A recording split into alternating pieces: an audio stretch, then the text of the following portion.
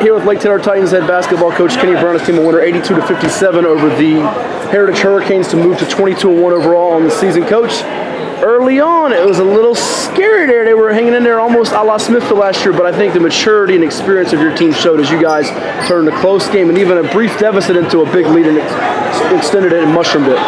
Well, I thought they, even though we struggled early on, I thought that they didn't play a lot of guys on the bench, and I saw that they was kind of winded, so we just told our guys, be a little more patient, shooting a quick three, get to the cup, but continue the ball pressure. Right. So we saw that they was about to break. Yeah. And then what we did is we watched teams when they come out of halftime.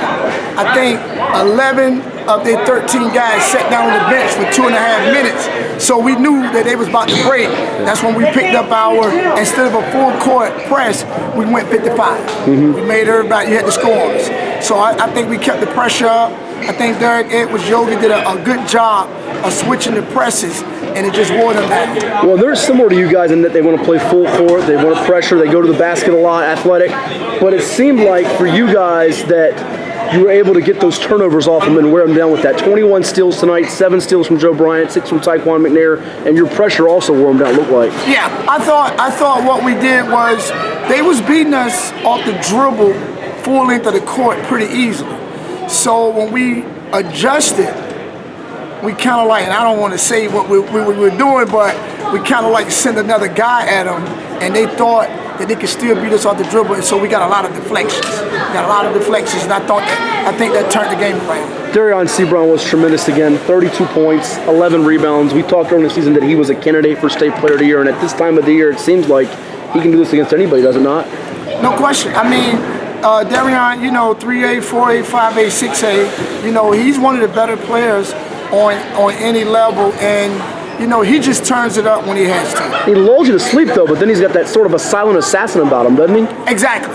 He'll lure you to sleep, but then when he turns the corner, he's very, very effective. And with the 32, and we don't really count points, but I think he left about 4 or 5 layups, at the basket. But he can quietly get 30 plus. Yeah. Very unselfish kid that I thought played a heck of a game along with the rest of the team. In addition to some of the adjustments you made defensively, I thought coming out of halftime, you guys made it a point of emphasis to get Jalen Jordan going because, as we saw in our Virginia Prep Skies, like he can get hot. He had 15 of his 16 points in the second half, and he just found the underneath tip backs and those plays that make him so good. Well, the good thing with Jalen Jordan is he's a guy around the basket. So I kept saying, Jay, you gotta move. So when he started moving, he's a great finisher. Yeah. And I was telling him, don't settle for the jump shot. We got guys that shoot it. Yeah. Get in that mid-range and finish strong, and I thought he did a great job. Well, defending you guys is a chore so much now, not just in the full court, which seems almost impossible, but in the half court because you have Sebron and Bryant and multiple handlers with the Washingtons and McNair, but Jordan moves so well without the ball that it kind of masks not having a big man.